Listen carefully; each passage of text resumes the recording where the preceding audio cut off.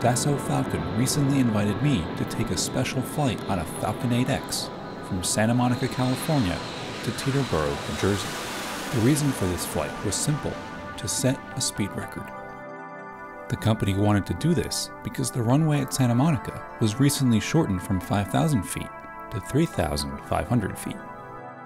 It would show off the capabilities of the 8X, that it could be loaded up with enough fuel for passengers and luggage, and still manage to take off from the short runway at Santa Monica before going on to fly across the country quickly. Pilots Franco, Nese, and Duveneck were flying the airplane back home from China, and I caught up with them in Portland, Oregon. We headed out to the airplane way before the sun came up. The pilots started it up, and in no time we were rolling and up in the air. As we flew towards California, there was a definite sense of tension in the cockpit as the pilots went over their takeoff performance charts and other details, leaving nothing to chance.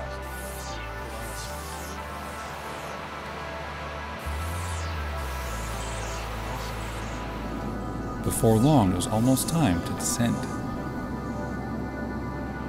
The challenge of taking off from Santa Monica is one thing, but before we could do that, the pilots would have to land this big jet on the short runway. All right, good.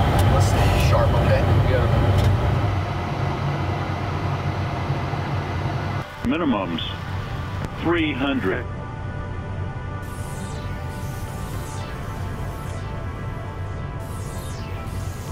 $200. Look great. Auto throttle 50, 30, 20, 10. Nice. 5. Maybe 2. Trans. Deploy. Well done.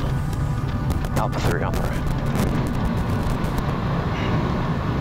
Falcon 4, Foxtrot Juliet, good job, and right turn Alpha 3, ground point 90. Thank you very much, sir. Alpha 3, ground point 9er. We'll talk to you in a few. Sounds good.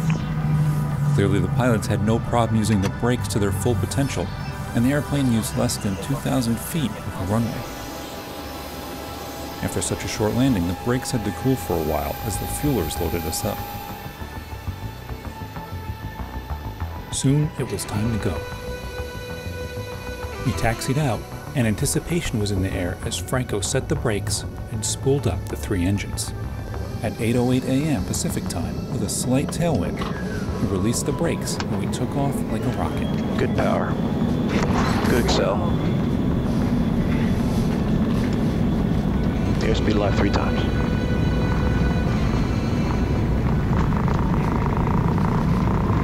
Cherokee 28 Lima X, only 2 on line of point. V1, rotate. Positive rate. The 8X only needed a balanced field length of 3,200 feet before leaping into the air. Falcon 4, power, Juliet, contact SOCAN. Ryan made the command for the noise abatement power reduction that's required by the airport, and the 8X managed to fly well under the 95 decibel limit, recording a noise output of just 92.2 decibels. Soon we resumed climbing quickly to cruise altitude, a block altitude between flight level 410 and 430, where we could fly quickly and efficiently, and the sensation of thrust was still really noticeable. Once we were able to take a breath, we went up to chat with Franco in the flight deck. What's unique about the 8X that makes it well suited for this record attempt? So really what's unique is that we have very good short runway capability. So for us, I mean, 3,500 foot runway, with the amount of fuel that we carried out there, to be able to make the East Coast with a fairly good, reasonable airspeed is very unique for this airplane. Not too many other aircraft, if at all any, could probably do this speed record with the short runway capability, with the amount of payload we're carrying. So we're pretty much carrying a typical payload, 4 to 6 packs. We took off with almost 16,000 pounds of fuel. Still having a pretty good safety margin with regards to the balanced field length going out of Santa Monica. And still, we're almost approaching Mach 8.7. So we're doing pretty well so far. Right now, we're just playing a balancing game between fuel reserves and speed. What kind of preparation did you have to do for this? So, preparation. So we've been preparing for this. Probably, we wanted to do the speed attempt last year. but unfortunately we couldn't do it because of the max landing weight. So it was almost a year in progress with regards to getting the new certification landing weight so we can go into Santa Monica.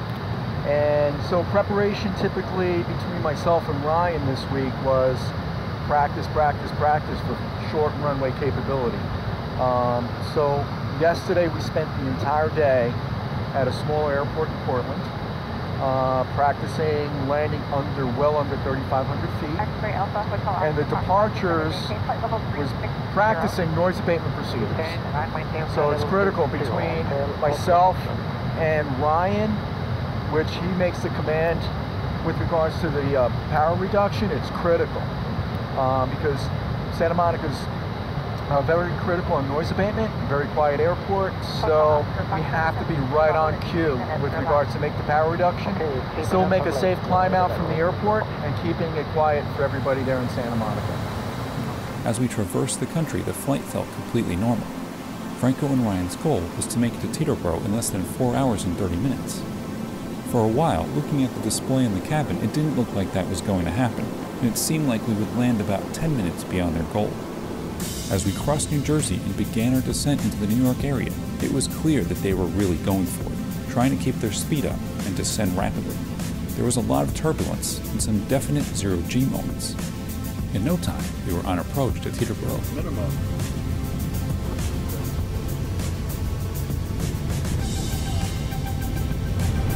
50, 40, 30, 20, 10.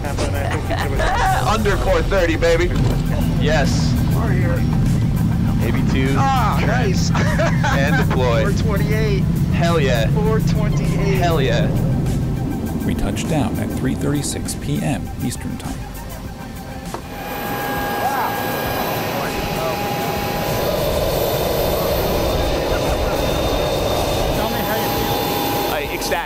Ecstatic, man. No, it was fantastic. Great flight. Airplane flew well. No, it was awesome. Yeah. Tell me, how did you do? We did really well. So the winds weren't as good as we expected, but we actually made up the last 8-10 minutes on the approach here, thanks to ATC in New York. They helped us out quite a bit. So they delayed our descent, so we had higher speeds. And then once we got into the approach, they shortened the approach up for us considerably. And that's where we saved a good 5 minutes. So that made the speed record that much better. How are you feeling right now? Pretty good. So it was a challenging day, right?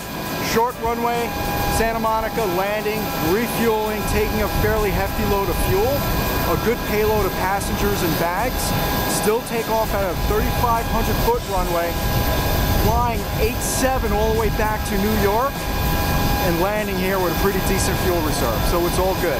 Excellent. No other aircraft can do that. None, except for a Falcon product. So there it was, a new record. 4 hours and 28 minutes from Santa Monica to Teterboro. If anyone wants to try to beat this one, they'll have until 2028, when the city of Santa Monica closes the airport for good.